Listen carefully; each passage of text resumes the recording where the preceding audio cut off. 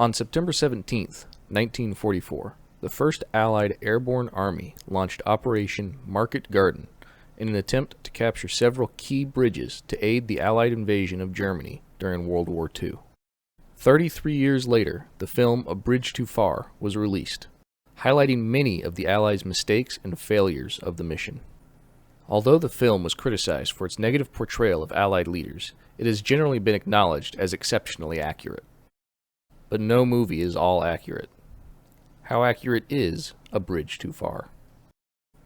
The first and most glaring issue we'll look at in the film is the almost complete lack of British Field Marshal Bernard Montgomery.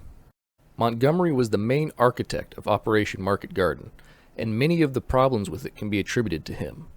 Most military historians agree that the plan was overreaching and the troops were undersupplied, and its commanders, including Montgomery, downplayed or even ignored intelligence reports about the strength of the German opposition. It is generally accepted that the lack of Montgomery in the film was because British director Richard Attenborough either revered him too much or feared the repercussions of giving him such a negative portrayal, and so much of his dubious decisions, especially pre-battle, were shifted to the character of Lieutenant General Frederick Browning.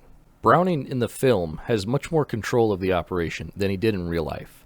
Although many people made poor decisions leading up to it, almost all of them are given to him, even though he was much less confident in the plan than the film would have you believe.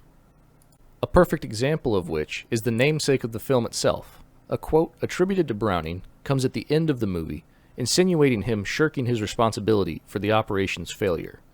However, he reportedly said the quote before the battle and while discussing the bridge at Arnhem with Montgomery. He stated that his men could hold it, but I think we might be going a bridge too far. Nevertheless, he did make his own bad decisions.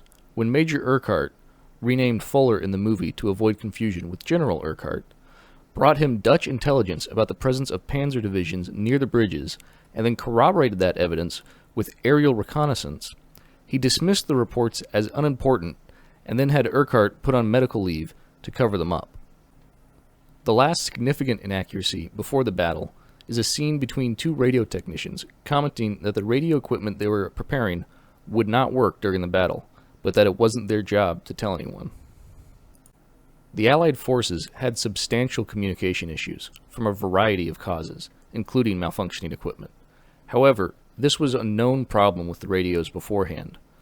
Other problems with communication included commanders being given different frequencies and poor training for the radios they were issued. And one major problem, according to several people involved in the battle, in particular U.S. Lieutenant General James Gavin, said that Browning had assembled a radio team of inexperienced and ill-trained men just weeks before, and who were unable to adapt to the new problems once in the field. When the planes take off in England on September 17th and head for the Netherlands, is where both the film's true-to-life accuracy and its strongest criticisms begin.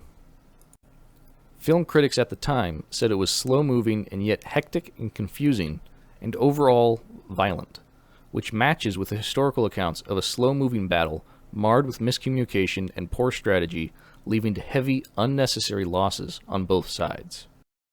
Really, there isn't much to say about the action itself. Dates and times are all factual. All the characters are where they should be, doing the things they did in real life. Aside from a few mislabeled tank armaments, which is even too nitpicky for us, the battle is about as accurate as it can be depicted on screen. The real inaccuracies of this film come off the battlefield, and almost all in what is not shown on screen.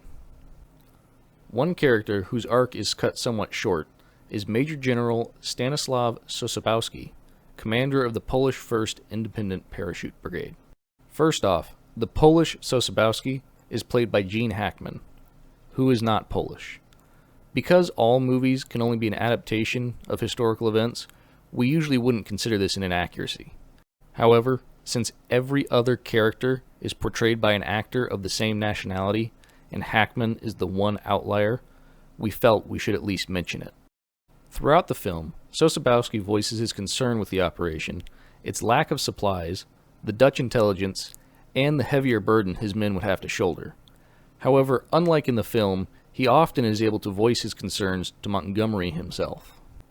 During the battle, due to aircraft shortages, His brigade was divided up into several parts, many of whom were shot down upon arrival, and Sosabowski was never in command of all his men during the battle. Once landed, he fought on the ground with his men and pushed across the Rhine to support the British troops held down there.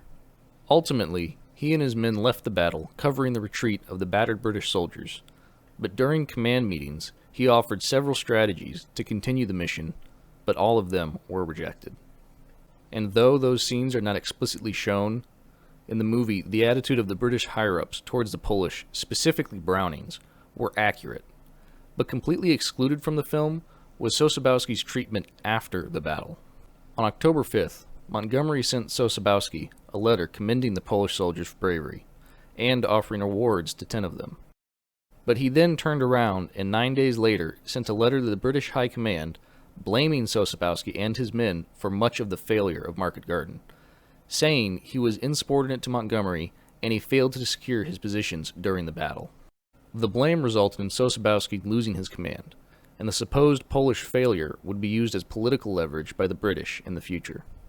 After the war, Sosabowski moved to London, where he died in 1967.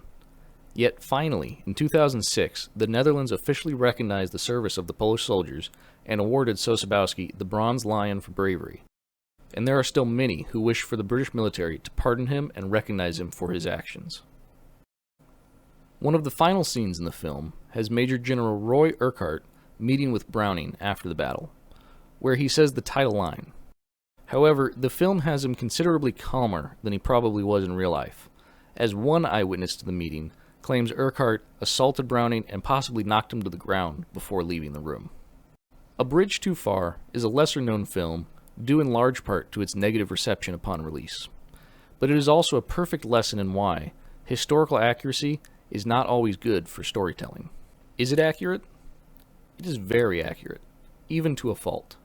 It is important to remember the events of Operation Market Garden, especially so the same mistakes are not repeated.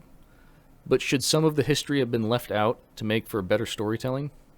Let us know in the comments below. If you want to see more videos like this one, click the subscribe button. If you really want to see more videos like this one, also click the bell icon so you get notified when we upload new videos. Thanks for watching.